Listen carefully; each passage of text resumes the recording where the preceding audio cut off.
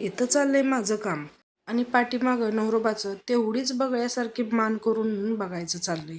मुद्दामून कॅमेरा समोर अशी त्यांची मस्ती चाललेली.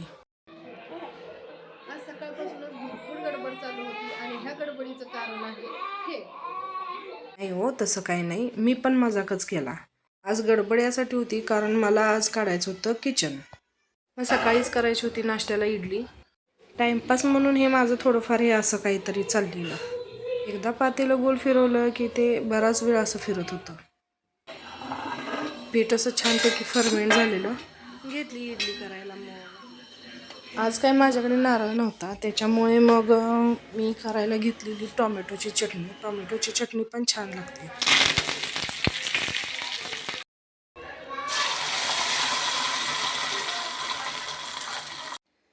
तर झाली अशी इडली तयार. या तुम्ही पण नाश्ता करायला. हॅलो माय यूट्यूब फॅमिली, कशा आहात सगळेजण? स्वागत आहे तुमचं माझ्या नवीन चॅनलवर ज्याचं नाव आहे मी कल्याणी. नमस्कार, मी आहे कल्याणी आणि आजचं माझं हेच महत्त्वाचं काम आहे. हे असं झालंय माझं किचन. गावावरून येऊन 15 दिवस झाले. करायचं झालं नव्हतं, पूर्ण डीप क्लीन करायचं होतं.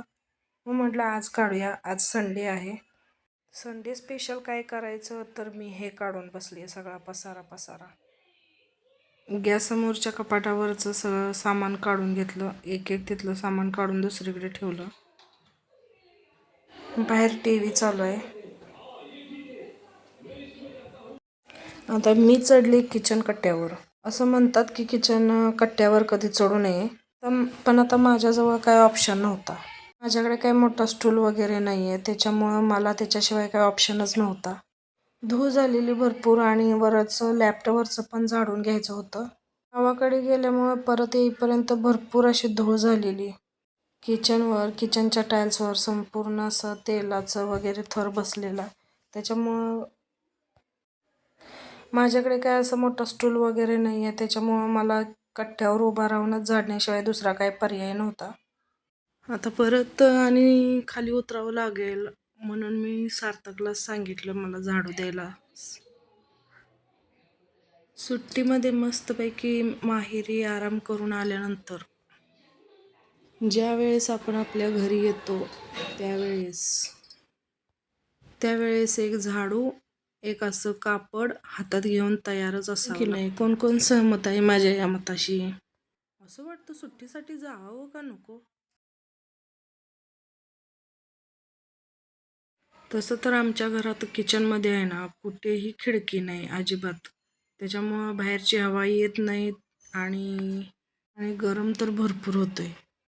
मस्तपैकी आराम करून आल्यानंतर मग हे परत असं सगळं काढावं लागतं की नंतर समजत नाही, किचन काढू का हॉल काढू का बेडरूममधलं बघू, काहीच समजत नाही. सगळीकडे नुसता पसाराच असतो. विचार करत बसायला लागतं आधी सुरुवात कुठनं करू. तुमचं पण असंच होतं का?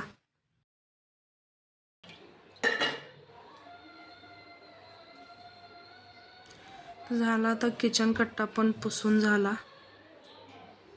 आता कपाट झाडून घ्यायचं आहे. तर कपाटावरची तिथलीच भांडी तिथंच किचन कट्ट्यावर मांडून ठेवली. आमच्या किचनमध्ये आहे ना, स्वयंपाक करताना ज्यावेळी फोडणी घालतो ना, त्यावेळेस सगळी फोडणी तिथल्या तिथंच उडून जाते.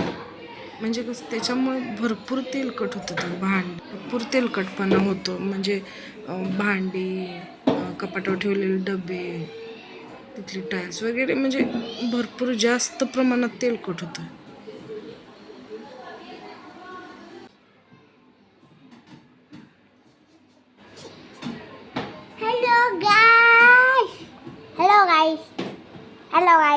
Hello guys. आता डबे ठेवायचं वगैरे, कपाट पण पुसून घेतलं आणि आता व्यवस्थित डबे लावून घेतले. कधी कधी तर आहे ना, काही समजतच नाही कसं डबे लावायचे, कसं कपाट लावायचं, काहीच समजत नाही.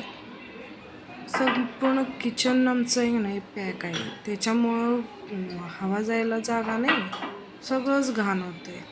माझं तर आहे ना, कुठलंच एका जागी स्थिर नसते. आत्ता इथं दिसतंय ना, उद्याच्याला मनात आलं तर दुसऱ्याच ठिकाणी असते.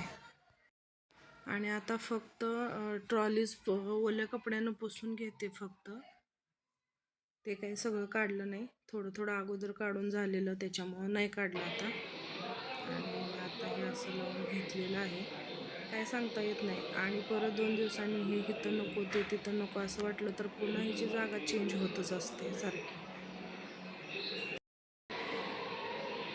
ते झाले आता हे सगळं क्लीन करून. आणि आता सकाळची जी टोमॅटोची चटणी राहिलेली ना, त्या चटणीमध्ये आता लसणाची फोडणी देऊन थोडंसं पाणी घालून आटवून घेतलं. मसाले क्लिनिंग झालेली आहे.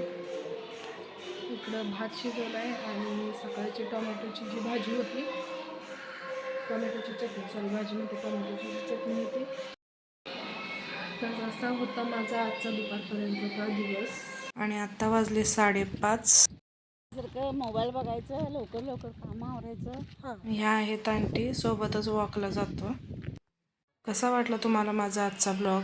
आय होप की मी तुम्हाला जास्त बोर केलं नसेल. माझा व्हिडिओ तुम्हाला आवडला असल्यास लाईक, शेअर आणि सबस्क्राईब नक्की करा. तर चला तर मग व्हिडिओला इथंच एंड करते. भेटूया पुन्हा एकदा नवीन एका व्हिडिओमध्ये.